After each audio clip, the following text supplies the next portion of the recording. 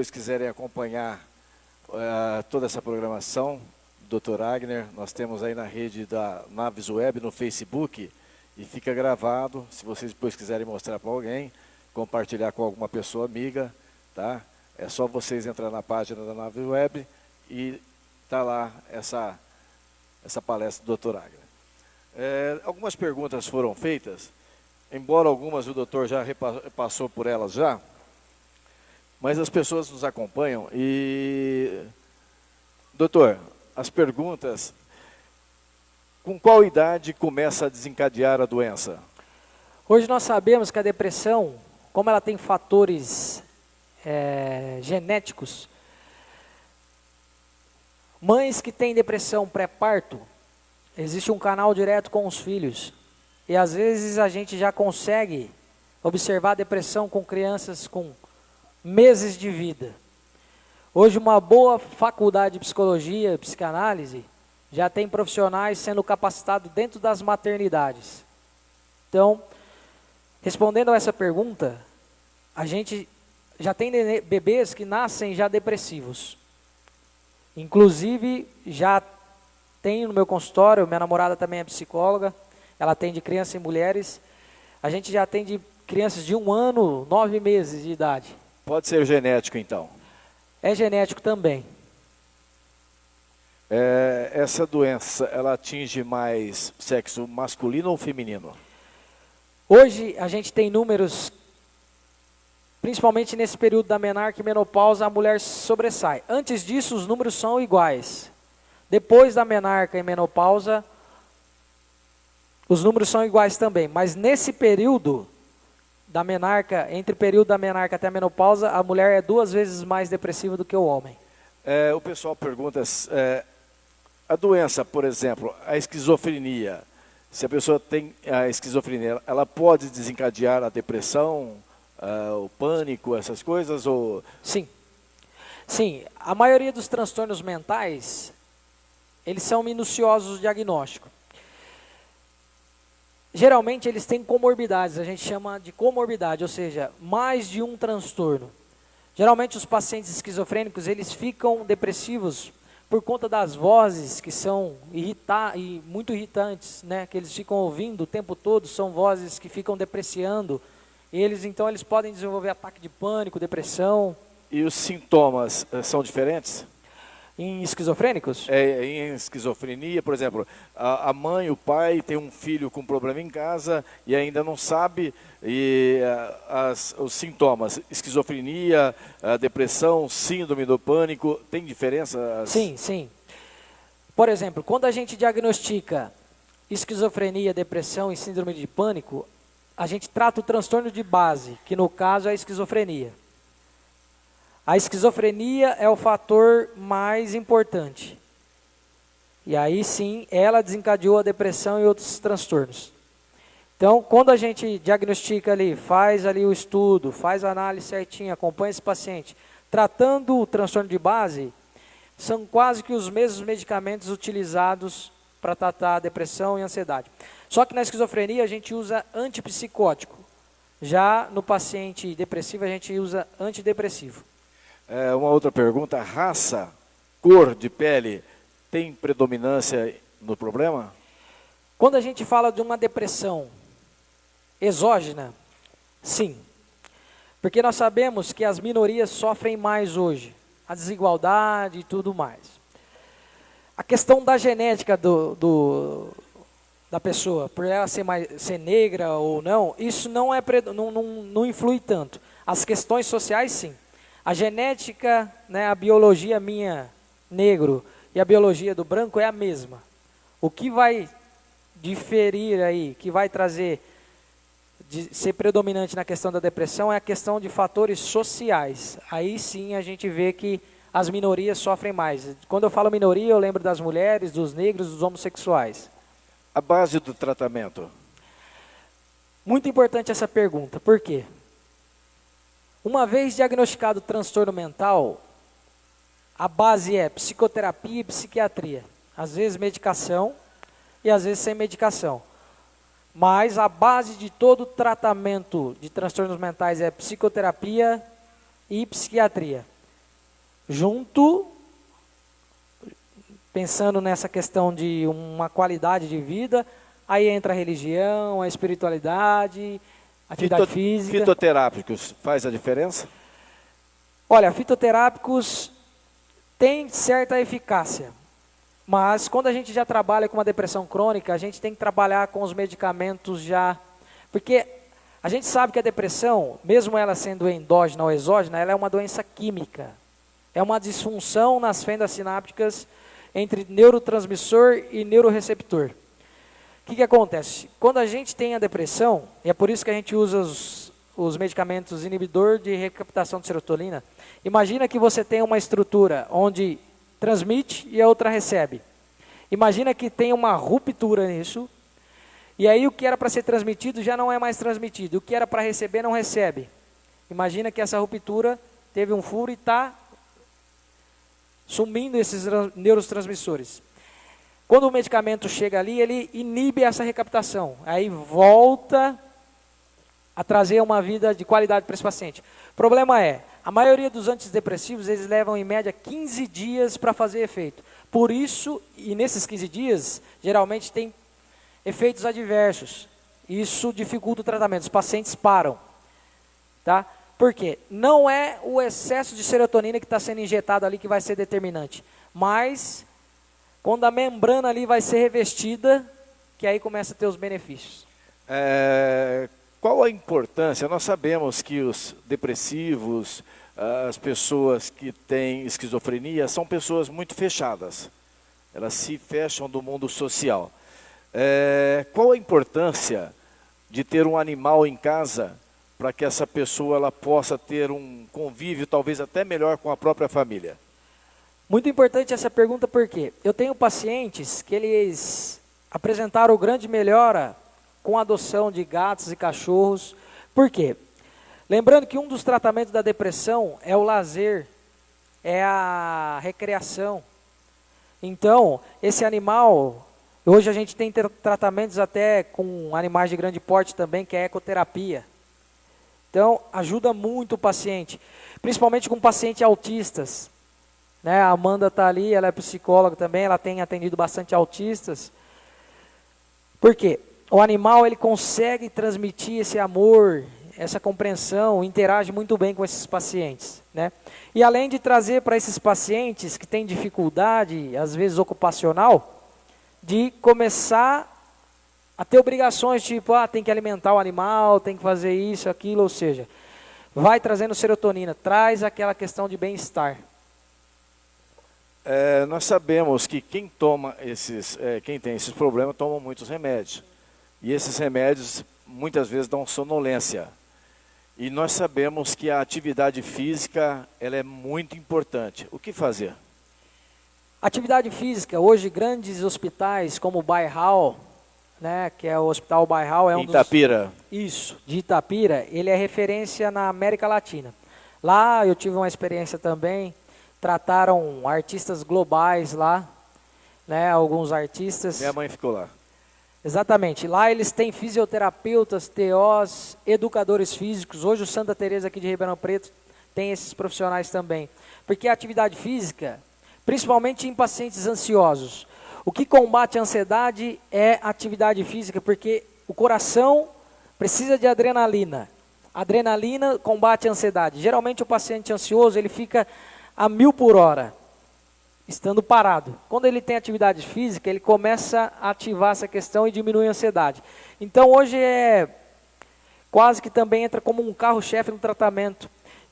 No meu consultório, eu sempre oriento os pacientes, se não conseguem fazer alguma atividade física, pelo menos caminhar meia hora de manhã e meia hora à tarde, que já é muito bom. E às vezes a gente brincava na faculdade que cortadores de cana, por exemplo, não sofriam com ansiedade, tinham noites de sono maravilhosas. Então, atividade física é imprescindível no tratamento da depressão. A gente vê aqui na plateia, tem famílias, sim, tem pessoas ligadas à área também, né? E como nós falamos, essas pessoas, elas se fecham. A família, de certa forma, ela pode ajudar no desenvolvimento. Dança, trabalho manuais Isso ajuda muito. Sim. Hoje tenho conversado com alguns colegas TOs, tem alguns pacientes com depressão grave, eles vão para a cama.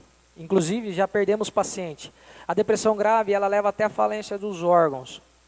Alguns pacientes começam a apresentar algumas questões. Eu acompanhava uma paciente aqui em Pitangueiras, assim como outros, e ela veio a falecer por questão, né, da depressão. E ela relatava sempre para mim o sentimento de abandono familiar, né? E às vezes nos meus trabalhos voluntários na Santa Casa, a maioria dos pacientes idosos falavam desse abandono familiar. Hoje eu inseri a minha avó e a minha mãe, estão indo na terceira idade, lá tem atividade de dança, atividades com TO, e às vezes esses pacientes que estão acamados, o TO é muito importante porque ele começa a ajudar na funcionalidade, na ocupação desse paciente. Então, é muito importante essas questões assim, como psicólogos, psiquiatras, fonoaudiólogos, TOs, é muito importante. Lembrando que o ser humano ele é bio, psicossocial e espiritual, bons amigos. Quando a pessoa ela é só esquizofrênica, ela só fica nesse processo ou ela desenvolve a síndrome do pânico, a depressão? Alguns pacientes vão sofrer com a esquizofrenia, mas na maioria dos casos tem comorbidade. Porque o esquizofrênico, ele para ser mais direto, é tratado como louco mesmo. Porque é ele que ouve vozes, é ele que tem manias de grandeza, é ele que não toma banho às vezes. Então, por conta disso, dessa segregação, desse preconceito, eles vão sofrer com outros transtornos como ansiedade, depressão. A ansiedade principalmente porque eles ficam, quando eles não estão em período de crise, eles ficam imaginando que eles vão ouvir a voz a qualquer momento. Isso causa muita ansiedade. O senhor falou há pouco, na sua explanação, em relação à fé. Seria melhor a família não obrigar, mas fazer de tudo para que a pessoa nesse estado, ela participe de uma fé religiosa. Sim, é muito importante. E é importante também a gente ressaltar, pessoal, que quando a gente está diante de uma pessoa com depressão, não adianta a gente ficar querendo obrigá-lo a fazer as coisas nesse período. Porque, na verdade, a gente tem que ter paciência. Ser muito paciente. Por quê? O paciente que está depressivo é mais ou menos como um paciente que está infartando. Você não vai falar para alguém que está infartando, fala, ô, vamos, corre, vamos. Na verdade, você vai ter paciência e inserindo aos poucos, dizendo, olha, existe agora um grupo lá na igreja, seja qual for a religião, que as pessoas estão falando sobre isso, você não quer ir lá? No menor sinal de vontade desse paciente, levá-lo. Quando nós falamos do Bairral, qual a importância dessas clínicas para esse paciente? Eu tive na minha casa problema com a minha mãe e 100%. Olha, hoje nós teríamos que, na verdade nós temos um grande problema, como eu disse para vocês, a nível mundial. E a nível municipal não é diferente. Por exemplo, hoje um paciente aqui em Pitangueiras, ele leva em média 1 ano e meio para ser atendido por um profissional especialista em saúde mental. Lá no Bairral, por exemplo, o atendimento é de primeiro mundo, né? Profissionais renomados. Já na rede pública a gente não encontra isso. São atendimentos específicos. Exatamente. Seria necessário, por exemplo, hoje eu tenho um projeto aqui em Pitangueiras, de plantão psicológico, onde em menos de um mês e meio eu já atendi cerca de 25 pacientes que estavam em fila de espera no CAPS, que infelizmente não funciona bem nem em Pitangueiras, nem no Brasil.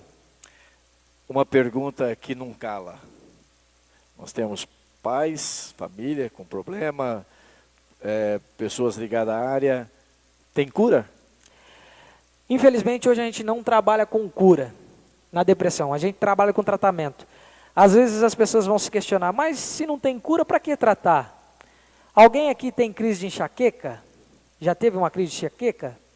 Quando você está em crise, você toma um remédio, você se trata ou você prefere deixar do jeito que está? É por isso, a depressão ela tem tratamento e uma pessoa tem uma vida com qualidade. E posso dizer para vocês aqui, há 1 ano e meio eu trato depressão. Antes de tratar a depressão, eu demorei mais ou menos 1 ano para ir num psiquiatra, mesmo sendo psicólogo. Então eu entendo a população. Lembrando que a história psiquiátrica do Brasil, ela traz do Brasil e do mundo. No Brasil, até 1964, nós tínhamos os manicômios. Na verdade, até pouco tempo. Em 1964 foi quando começou a briga. antimanicomial.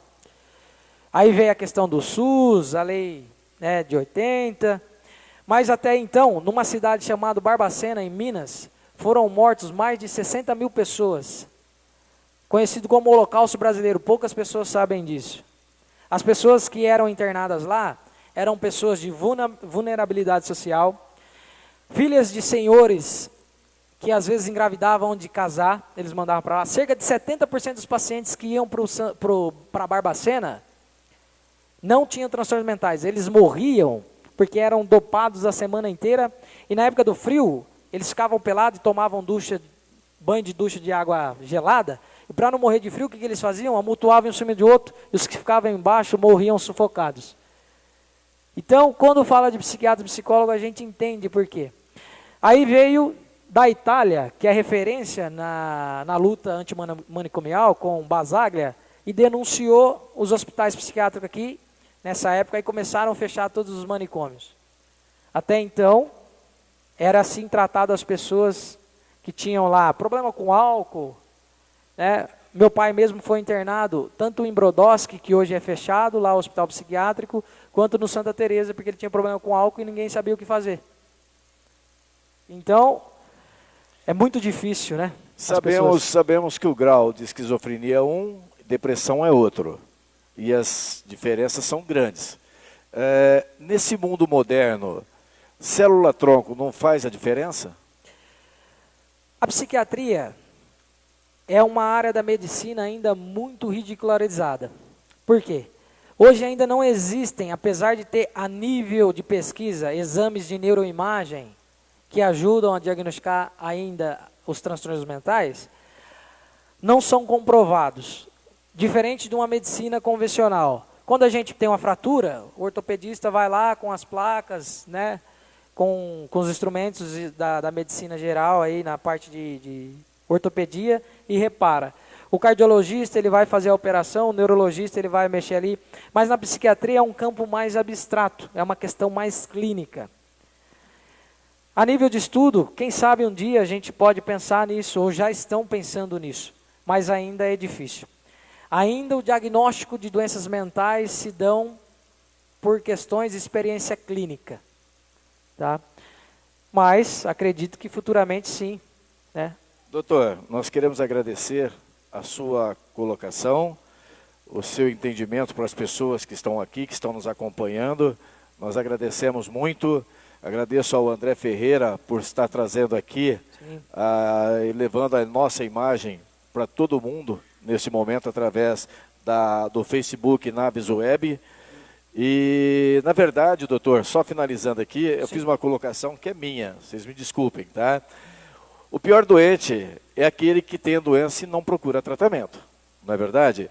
Mas o pior mesmo é quando a família sabe que tem algo diferente na família, exemplo, filho, filha, né?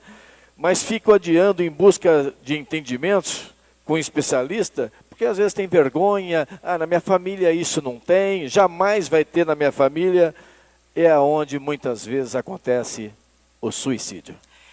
É muito verdade isso, Dimas, por quê?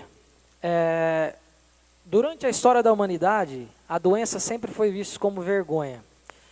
Séculos anteriores aí, a medicina não era tão valorizada por conta disso.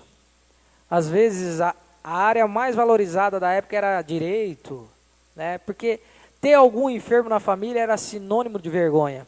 Por exemplo, dentro da VCC lá, quando algum paciente é diagnosticado com câncer, as famílias querem esconder isso, porque doença é sinônimo de fraqueza.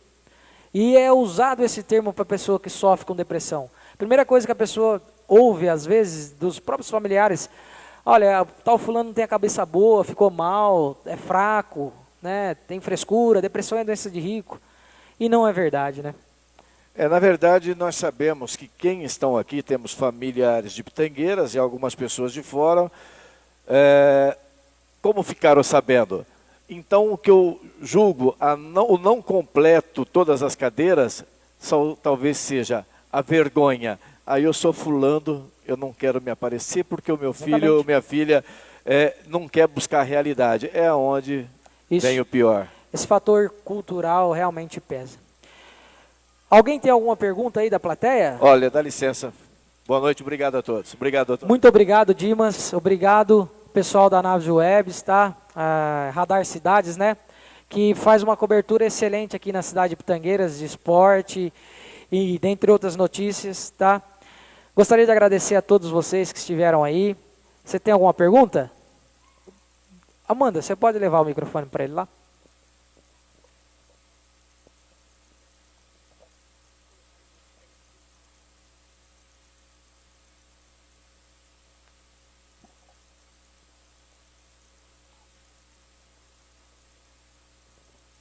Eu gostaria de saber em que fase da depressão a pessoa sente o prazer em se mutilar.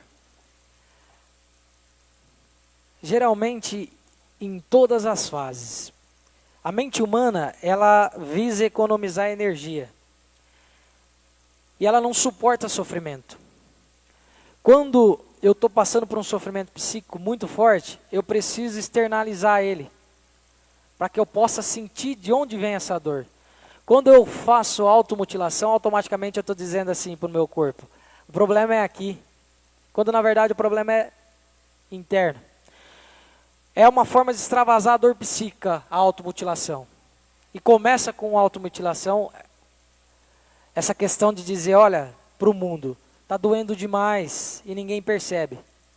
Então, em qualquer fase pode acontecer isso. Desde um episódio até um transtorno mais grave. Tá? Uma fase mais grave da depressão. Alguém mais tem alguma pergunta? Tá. Gostaria de agradecer a todos que estiveram aqui essa noite, tá, pessoal? Agradecer o pessoal da Universidade Brasil, é isso, né? Universidade Brasil, de Medicina, os estudantes de Medicina. Lembrar também que esses alunos hoje estão nos ajudando lá na Santa Casa com o projeto da Liga, né? Para avisar atendimentos de rua e tudo mais, capacitações. Agradecer ao André, agradecer ao Dimas, agradecer ao Felipe, que nos auxilia aqui, agradecer à Prefeitura por ceder o espaço, e agradecer a cada um de vocês, tá? Que vocês possam ir embora com Deus, e dizer para vocês, não sofram sozinhos caso estão passando por algum desses sintomas que a gente discutiu aqui. Muito obrigado, tá?